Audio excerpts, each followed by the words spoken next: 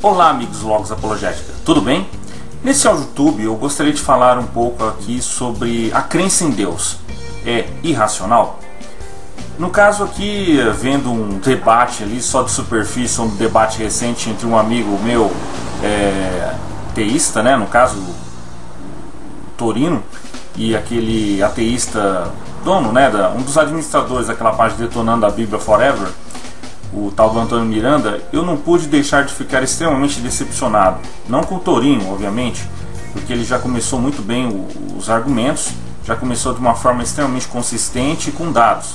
Enquanto o outro sujeito lá já começou, evidentemente, como era de suspeitar, um neoateísta, com falácias anedóticas de embrulhar o estômago. Realmente não dá.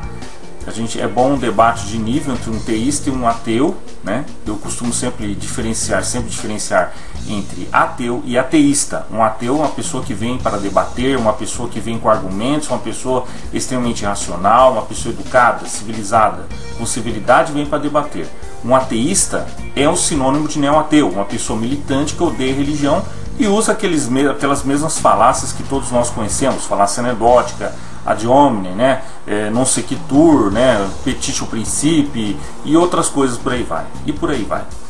Bom, mas aqui eu gostaria de falar para vocês o seguinte, que como nós vimos aqui, a acusação que você vai ouvir algumas pessoas fazerem muitas vezes, né, é que a religião em geral e o cristianismo em particular é irracional.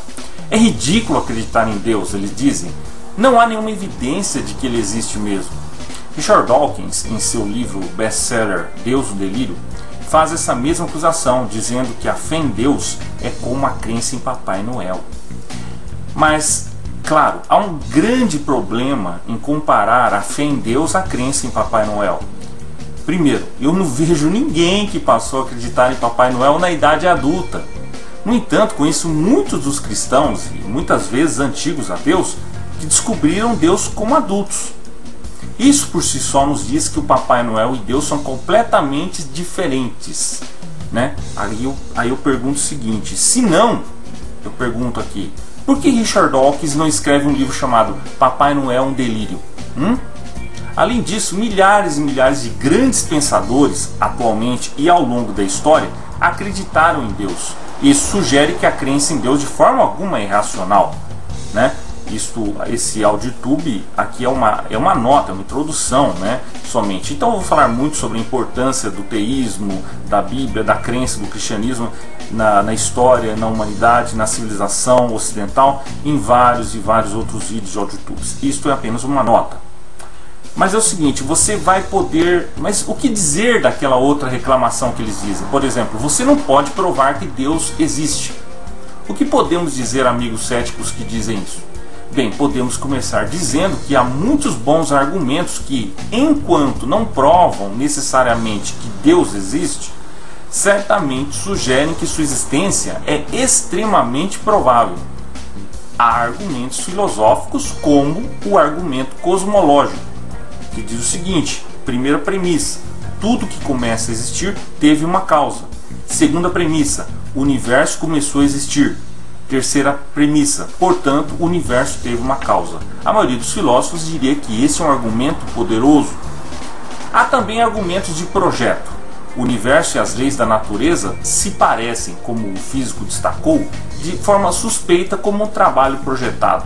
Ou podemos falar sobre o objetivo que parece ser inerente à vida. A maioria de nós sabe intuitivamente que a vida tem significado e propósito. Na verdade, a questão que se pode atirar de volta ao nosso amigo ateu diz respeito a esse ponto. Como é que o ateu evita o niilismo?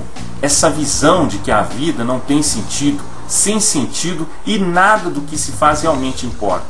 A questão para o niilista torna-se assim: por que não suicídio? Eu recomendo muito aqui para os meus amigos, tanto ateus como ateístas, lerem muito o Jean-Paul Sartre e o Albert Camus, né, sobre as suas reflexões. Muitos aí conhecem só Nietzsche, né, Friedrich Nietzsche, mas eu recomendo muito esses dois, porque eles, além de serem existencialistas, Camus, por exemplo, falou muito sobre o absurdo, né, dessa questão aí, sobre o absurdo da vida. O cristão também gostaria de notar as coisas mais profundas que são importantes para nós como humanos são todas as coisas além do físico e do material. A moralidade, o significado, amor, amizade, beleza e verdade. Tudo isso não se encaixa com o ateísmo, né? Os erros darwinianos, como Richard Dawkins uma vez chamou. Isso para mim é trágico. Mas talvez a evidência mais poderosa para Deus é o que a Bíblia aponta de forma consistente.